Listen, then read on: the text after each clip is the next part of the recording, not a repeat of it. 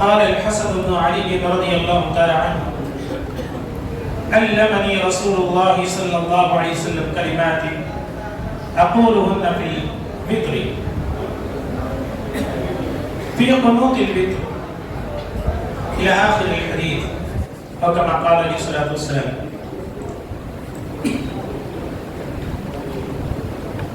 نبی صلی اللہ علیہ وسلم کی ایک روایت کا ٹکڑا آپ کے گوش گزار کیا گیا. اس حدیث کے حوالے سے آج چند باتیں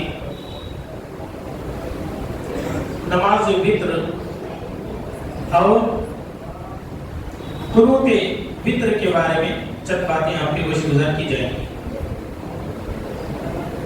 ہونا تو یہ تھا کہ ابتدا میں سے بیان کر دیا جاتا، لیکن پھر بھی بات ذہن میں آئی، اللہ کی توفیق اور اس کی مدد سے جو ہو سکے گا انشاءاللہ آپ کی گوش گزار کی جائے گی.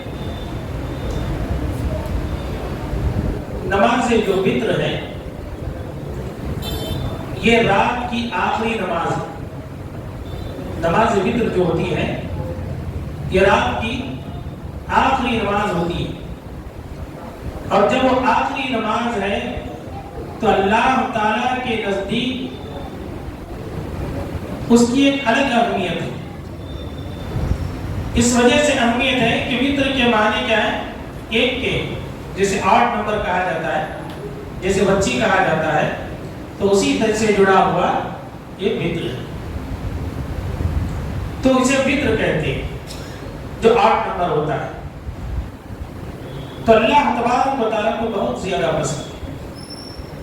اور پیارے حبیب صلی اللہ علیہ وسلم نے ایک روایت میں ذکر فرمایا، حضرت خارجہ بن حذافہ رضی اللہ تعالیٰ عنہ بیان فرماتے ہیں، پیارے حبیب صلی اللہ علیہ وسلم ایک مرتبہ ہمارے یہاں تشریف لائے، اور لانے کے بعد جو بات ہمیں پیش کی، جو بات ہمیں بتلائی وہ یہ تھی کہ اللہ تبارک و تعالیٰ نے تمہارے لیے ایک ایسی نماز کا انتخاب کیا ہے، خیر لک من حمر النعم، جو سرخ اونٹوں سے بہتر ہے. تمہارے حق میں سرخ اونٹوں سے بہتر ہے، سرخ اونٹوں سے افضل ہے. کیا مطلب اس کا؟ کہ سرخ اونٹوں کا جو تذکرہ کیا گیا وہ اس وجہ سے کیا گیا ہے کہ عرب کے اندر کسی کے پاس اونٹ رہے تو وہ آدمی بڑا آدمی سمجھا جاتا ہے، لیکن ان میں سے بھی سرخ اونٹ جس کے پاس ہو وہ سمجھ لیجیے ایسا ہے کہ آج کے دور میں کسی کے پاس ہیلی کاپٹر ہے.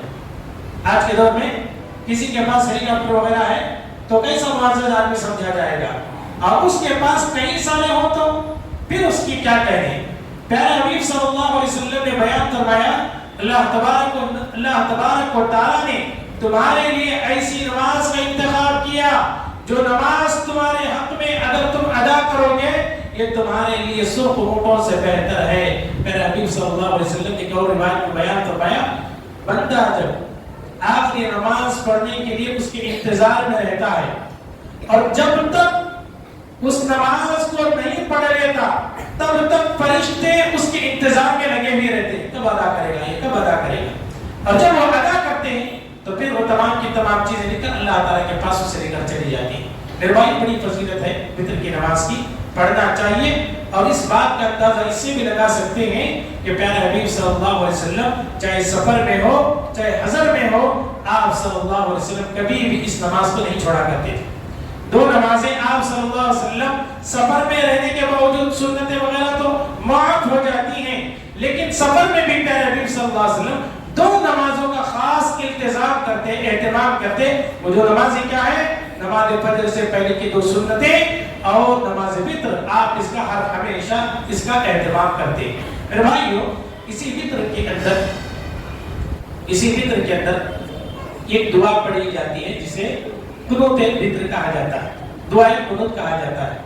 بڑی اہمیت ہے اس دعا کی.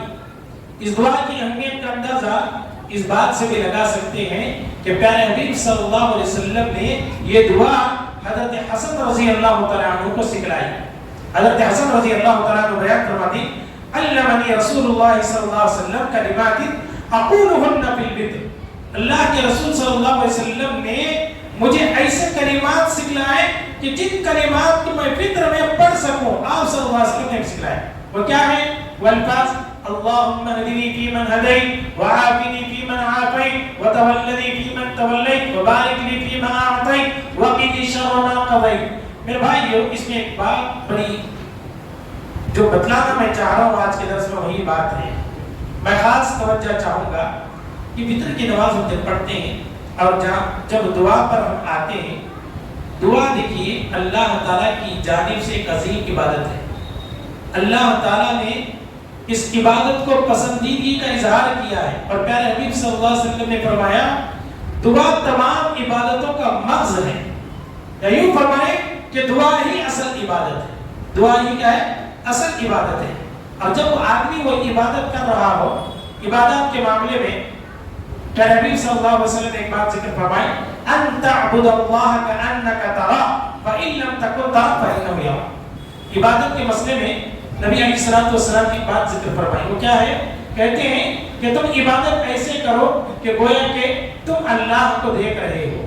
اگر یہ فیلنگ نہیں آتی، یہ ایمان کا ہی ٹیمپریچر ہے کہ آدمی ایسا محسوس کرنا کہ وہ نماز پڑھتے بھی، عبادت کرتے بھی، وہ یہ محسوس کرنا، وہ فیل کرنا کہ وہ اللہ کو دیکھ رہا ہے، بہت کم فیل ہوتا ہے۔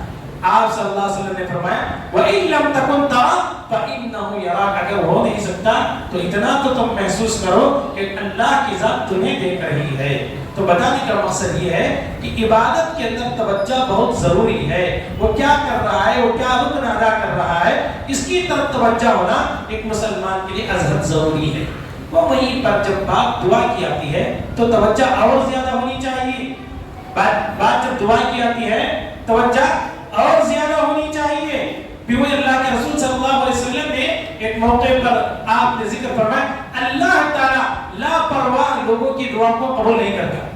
لاپرواہ آدمی ہاتھ اٹھایا ہوا ہے، مانگ رہا ہے، دل کدھر ہے، بالکل آدمی کسی سوچ وچار میں پڑا ہوا ہے اور دعا مانگ رہا ہے، میرے بھائیوں یہ دعا قبول نہیں ہوتی۔ دعا کے لیے دل حضوری کا ضروری ہے۔ آدمی پوری توجہ کے ساتھ جو کہہ رہا ہے اور کیا کہا جا رہا ہے اس پر توجہ ہونا ضروری ہے۔ دعا قنوت کے اندر پورے 9 جملے ہیں۔ دعا قنوت کے اندر کیا ہے؟ 9 جملے ہیں اس دعا کے اندر، جس کے اندر 5 جملوں پر آمین کہنا ہے اور بقیہ جملوں پر آمین نہیں کہنا ہے۔ اللہم اہدنی فیمن ہدیت وعافنی فیمن عافیت وتولنی فیمن تولیت وبارک لی فیما اعطیت وقنی شر ما قضیت۔ ان 5 جملوں پر آمین کہا جائے گا، اس کے بعد جو 4 جملے ان پر آمین نہیں کہا جائے گا۔ کیوں؟ دیکھیے جہاں دعائی کلمات کہے جاتے ہیں ان پر آمین کہنا، جیسے اللہم اہدنی فیمن ہدیت، اے اللہ تعالیٰ تو مجھے ہدایت دے اور ان لوگوں میں شامل کر لے جنہیں تو ہدایت دیا ہے، یہ پہلا جملہ ہے۔ اور دوسرا کیا ہے؟ وعافنی فیمن عافیت، اے اللہ تو مجھے عافیت دے، ہر شر سے بچا لے، عافیت دے، تندرستی دے، سب کچھ آ گئی عافیت، دین کے بارے میں آیا، دنیا کے بارے میں آ گیا، سب چیزیں اس کے اندر شامل ہیں، کیونکہ میرے حبیب صلی اللہ علیہ وسلم کے الفاظ بڑے مختصر ہوتے ہیں لیکن اس کے مفاہیم جو ہوتے ہیں بڑے نرانے ہوتے ہیں اور بڑے وسیع ہوتے ہیں۔ تو آپ صلی اللہ علیہ وسلم لمبی چوڑی دعائیں نہیں سکھلائے، بڑی مختصر دعائیں، اور پھر اس کے اندر جو معنی ہوتا ہے وہ بڑا وسیع ہوتا ہے اور بڑا جامع ہوتا ہے، اور یہ اللہ کے رسول صلی اللہ علیہ وسلم کے لیے اللہ کی جانب سے عطا کیا جانے والا ایک معجزہ بھی ہے۔ اوتیت جوامع الکلم، نبی کریم صلی اللہ علیہ وسلم نے فرمایا مجھے جامع الکلم عطا کیا گیا۔ جامع الکلم کیا ہے؟ جو الفاظ مختصر ہوں معنی اس کے زیادہ ہوں، الفاظ مختصر ہوں معنی اس کے زیادہ ہوں۔ تو اسی طرح سے جڑا ہوا یہ ہے کہ وَعَافِنِي فِيمَنْ عَافَيْتَ، اے اللہ تو مجھے عافیت دے اور جن لوگوں کو تو نے عافیت دے رکھی ہے نا اس کے اندر تو مجھے شامل کر لے۔ وَتَوَلَّنِي فِيمَنْ تَوَلَّيْتَ، تیسرا جملہ ہے وَتَوَلَّنِي فِيمَنْ تَوَلَّيْتَ، اے اللہ تو مجھے اپنا دوست بنا دے، تو مجھے اپنا کارساز، تو مجھے اپنا دوست بنا دے۔ وَتَوَلَّنِي فِيمَنْ تَوَلَّيْتَ، یا مجھے ان لوگوں میں شامل کر لے جنہیں تو اپنا دوست بنایا ہے۔ یہ تیسرا جملہ ہے۔ اور چوتھا ہے وَبَارِكْ لِي فِي مَا أَعْطَيْتَ، اے اللہ جو تو مجھے دے اس کے اندر برکت دے، جو بھی تو عطا کرے۔ بھائی دیکھیے پیارے نبی صلی اللہ علیہ وسلم کتنی پیاری بات کہی، وَبَارِكْ لِي فِي مَا أَعْطَيْتَ، اور جو کچھ بھی تو مجھے دے ان میں تو برکت عطا فرما۔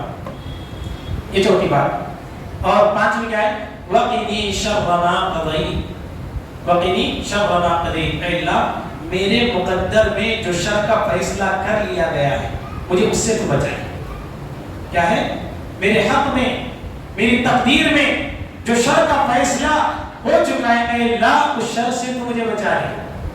یہ دعائیں کلمات ہیں، یہ 5 ہیں، یہاں پر آمین کہنا ہے. اس کے بعد جو جملے ہیں اس پر آمین نہیں کہنا ہے، آمین اس پر نہیں کہنا ہے. کیا ہے وہ؟ انک تقضی ولا یقضی علیک، تیرا جو فیصلہ ہے تیرے فیصلے پر کوئی فیصلہ نہیں ہے، تیرے فیصلے سے آگے کسی کا فیصلہ بڑھ نہیں سکتا. انہ لا یضل من والک، جسے تو ذلیل کرے اسے کوئی اپنا دوست نہیں بنا سکتا. ولا یعز من عادیت، جسے تو عزت دے اسے کوئی ذلیل نہیں کر سکتا، اسے کوئی دشمنی مول نہیں سکتا.